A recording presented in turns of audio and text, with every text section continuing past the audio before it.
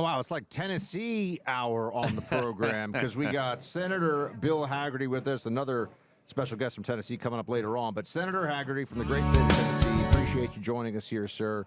And thanks so much for making the time. Thanks, Buck. Great to be back on with you again. Clay, it's always good to be with you, my friend. Yeah, for sure. There's a lot of things going on, but I know you're very focused in this moment for very understandable reasons on the situation of the Secret Service. I just want to let you bring everybody up to speed with where you are on that and what you're doing to try to get accountability and answers. Well, Buck, I think not only America but the world was shocked by what happened on Saturday afternoon. I talked with President Trump on Sunday evening. He told me that God held him in the palm of his hand that day.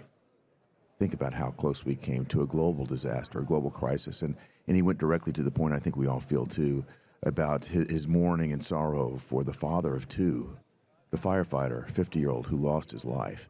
The GoFundMe page that we put together Sunday, Kid Rock and I did an event. We got the number up over $3.4 million in the GoFundMe page. I think it's well over $5 million now.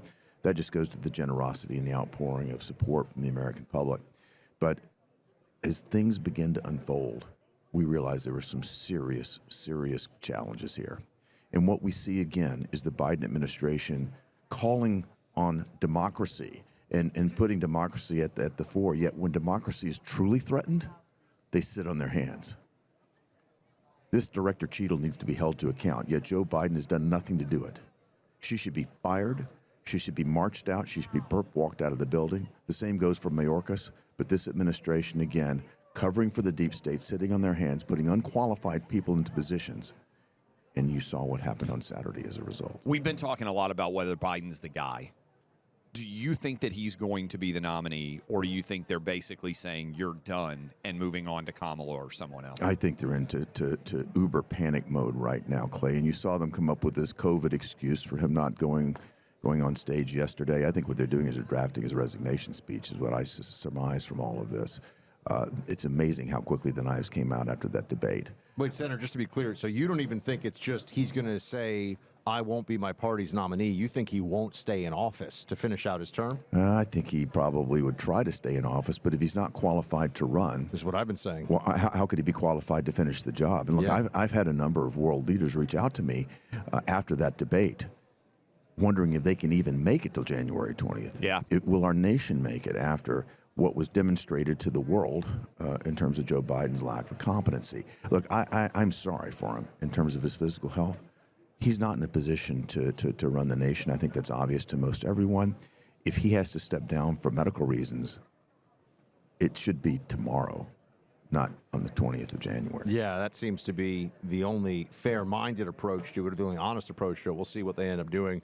What are your expectations for the Trump speech? I mean, we're now just hours away from the Trump speech tonight, which is going to be the paramount moment, I think, of the whole RNC. Obviously, J.D. Vance as VP was very exciting. That was a great way to kick it off. But what are your thoughts about what you expect to hear from President Trump tonight? Well, President Trump and I talked about this on Sunday evening. We talked for about 20 or 25 minutes about the tone.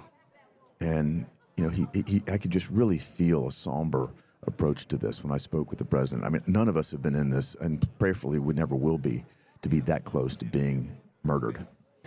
And a very somber tone. He told me that the whole tone of this convention is going to change, and indeed it has. He said, I'm rethinking my remarks for Thursday. I'm rethinking the speech. I'm going to rewrite my speech.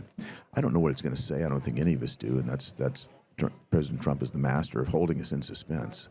But I have a feeling that it's going to be a very different sort of approach than that he might have had in mind originally. After 2022, you went and did a deep dive on what Democrats were doing better to get out their vote than Republicans. As we sit here 3.5 months out, battlegrounds, Ohio, Montana, Senate in particular, I'm talking Pennsylvania, Arizona, Nevada, lots of different states out there with winnable races. How do you see the field kind of laying itself out there? And do you think the Republican Party is more ready to compete on the field in 24 than maybe we were in 22? Clay, I'm certainly dedicated to making certain we have greater competence in 2024 than we did in 22. As you mentioned, I campaigned in 10 states in 2020. Campaigned in 7 states the last 10 days of 2022. I sincerely thought we would be at 52, 53, maybe even 54. I remember being with the two of you on election night. How Yes, sad I was. that's I could right. barely. Florida was great, and then the rest of the night was rough. Yeah. I was with both of you when I was expecting At something least we quite had different. somebody who was exceptional to share our sorrows with, which we appreciated. That was a sad night. But I woke up the next day and I said, this can't happen again. And so we went through and analyzed each of the states in 2022 to figure out what happened. And very simply, they beat us on the ground. They didn't beat us with a better message. They didn't beat us with better candidates. They beat us on the ground. Exhibit A would be Pennsylvania. You think about it, by the time of the debate that occurred in Pennsylvania, they had gone to 50 days of early voting, unlimited mail-out ballots, and ballot harvesting. The Democrats were ready for this, and John Fetterman had amassed over 900,000 votes crazy. by that debate. Oz only had about 200,000 votes. So you got over 700,000 vote lead before anybody ever sees who the candidate is. The most Googled question in Pennsylvania for the following week was, how do I change my vote? Well, you can't. And so on Election Day, Oz outperforms Fetterman by 400,000 votes. That's not nearly enough to overcome the margin. You think about Nevada. I was out 2 days before the election campaigning with Adam Laxalt. He's up 4 points. On Election Day, Adam wins, but guess what happens? We waited. Republican voters waited until Election Day, whereas the Democrats have been voting all the way along through the period. And it snowed in northern Nevada, heavy rains in the middle part of the state. Adams' base was in the northern part of Nevada. We lost by less than 8,000 votes. That's 4 votes per precinct. People couldn't get to the poll that day, and this is what happens. We can't let that happen again. We got to vote early. We got to make certain that our folks are signed up and understand the rules, and that's what I'm dedicated to doing. We're on the ground in multiple states right now with the Sentinel Action Fund doing just that. It's important. You just said there's a lot of nervousness about vote by mail, voting early, but you just hit the weather. Maybe you got a kid who's sick. Maybe you got a parent that you have to take care of on Election Day, and it doesn't happen for you. You plan on it, you don't get there. Go ahead and bank and get your vote in. That's absolutely right, Clay. And I tell you, I want to compliment my colleagues at the RNC. They have put an incredible amount of effort into election security. The Trump team has been working on this with legal teams all over the country to make certain that we try to make the vote as secure as we possibly can.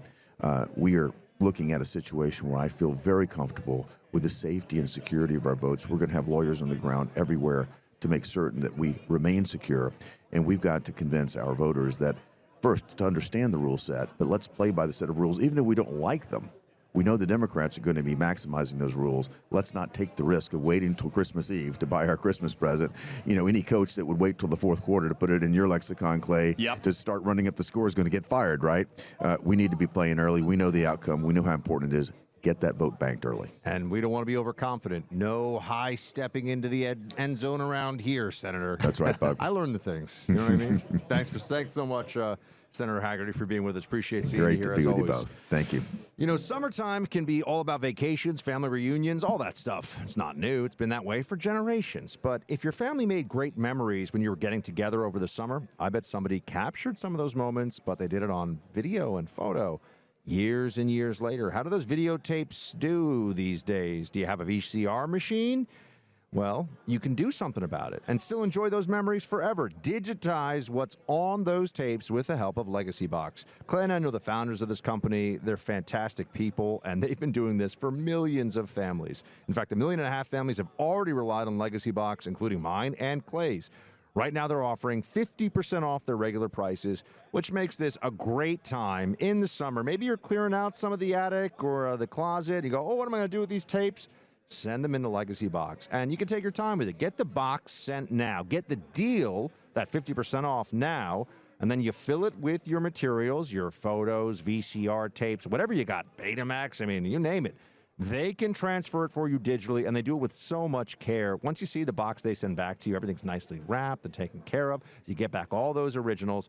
Trust me, go to legacybox.com/buck for half off their regular prices today. That's legacybox.com/BUCK for 50% off.